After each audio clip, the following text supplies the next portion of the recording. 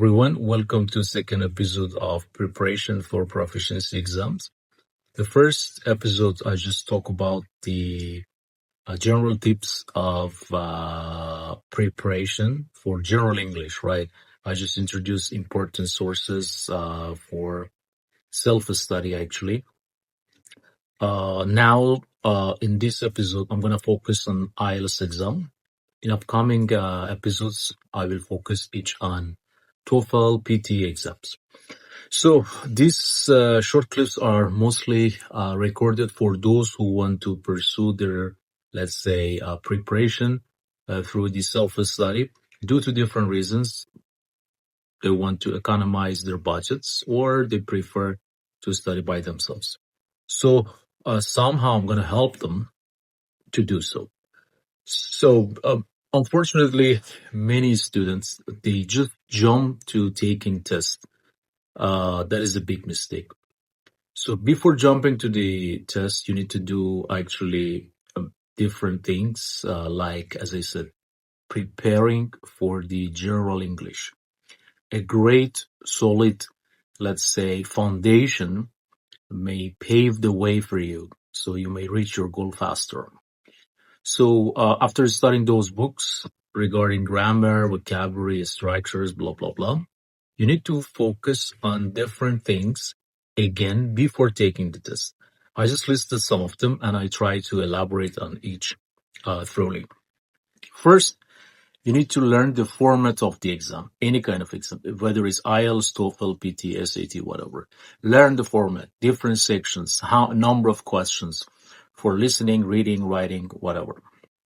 In IELTS, you need to know first. Sometimes the student refer to me, I'm going to take IELTS. When I ask them general or academic modules, they have no idea.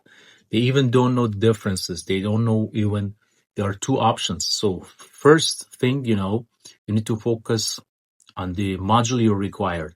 If you're just planning merely for immigration, mostly you need to have general one. If you want to pursue your academic career, you need to go for academic one, as the name shows. Then you need to know about the timing of the exam. 3 hours and a half, 2 hours and a half, different sections. You need to know in IELTS that mostly a speaking part is actually held one day or a week earlier than the written exam. You need to know all these details. By timing, you need to focus on time management. Since the time is destructive, the time is the major enemy. So you need to just take the test under the limited time. So under pressure even sometimes. So all the time we recommend the student to watch the time, use the clock in front of them and see the passage of time. And also you need to know about the scoring methods, how your exam will be assessed. So you need to know assessment criteria. Which areas are more important, which areas are less important. All right. You need to know that which items you need to focus more. You need to know about these items like spelling, punctuations are so important. Unfortunately, students throughout their let's say learning career, they don't focus that much on spelling and punctuation. This specifically is spelling. You may even find the right answer, but if a spelling is not correct, unfortunately, it is considered as a wrong answer. In PT, TOEFL, and let's say IELTS, we have the same problem. After considering this, after learning about primary fundamental things, as I said again, format, modules, time management, scoring method, assessment criteria, then you start to focus on test strategies, which I'm going to actually mention and elaborate on the most important one thoroughly and quickly. The strategies, for example, some strategies are actually applicable for all parts, all sections, like note-taking, like prediction, like finding keywords.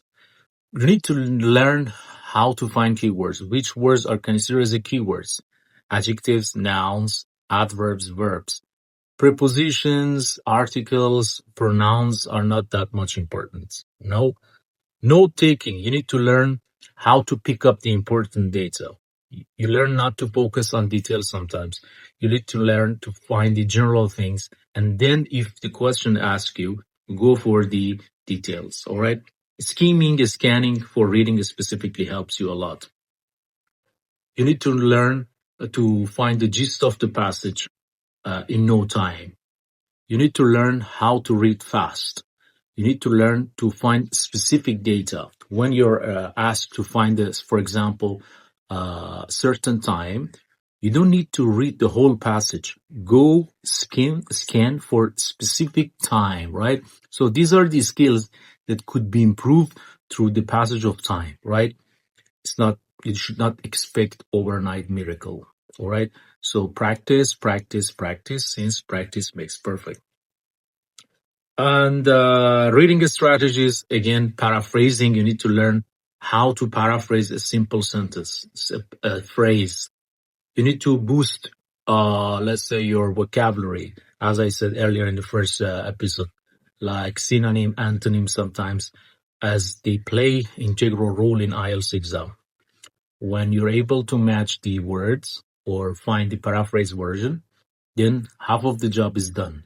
So try to work on them. So I repeat again, note taking, prediction, finding keywords, scanning, scheming, let's say reading for details, reading for general impression, paraphrasing, and finding synonyms. For writing, these are for listening and reading actually. For writing part, first, again, you need to learn the format, introduction, body, conclusion, what you're expected to write in each section. For general one, you're required to write a letter. For academic one, you need to analyze a graph, chart, map, and a process. So each one needs actually classes and courses by the expert. But if you want to self-study, I tell you how. Learn the format, practice, use some application like Grammarly to help you correct your version and give you a better feedback. But again, for writing part, having a tutor or an expert is the must actually. For speaking part, again, fluency is so important. Natural speaking, real life speaking, authentic speaking is so important. Some students, they sound robotic, which is really bad in the IELTS exam. If you want to check yourself, the best person is you. Record yourself and listen to yourself again and again. Check, are you having a good accent? Are you good at pronouncing different words? Do you have hesitations, mechanical hesitations? Do you use, so why don't you use gap fillers? So you are the best one who can assess yourself. Then the teacher or expert or some YouTube channels even are nice sources which can help you to actually find your drawbacks and remove them. After focusing on strategies and let's say different skills, then it's the time to take test. So it's the last step, unfortunately, which is done as first by some students. So taking test also has some issues to be considered. So first, practice using real IELTS materials. Do not trust any source that it says it's IELTS, especially online ones. The Cambridge ones are the best one, 1 to 18. So you can rely on. So take the test with no interruption, set a time under the standard time, take the test, and then check the correct answers and find the right ones. And then the second golden step is go after your mistakes. See what was the correct one and what you wrote, what you chose. Find why. Finding why, it's the best thing you can do. It helps you not to repeat the same mistake, right? Whether it's listening part, reading part, no matter. Receptive skills. Productive skill, the story is a little bit different. You need to have a tutor or expert to give you feedback. But for receptive skills, the job is a bit easier. So the second step after taking the test is, let's say, finding the mistakes. The third one, go to details. How? For reading one, find the keywords, synonyms, those keywords that they played important role, but you didn't know them. Try to check the meaning, memorize them.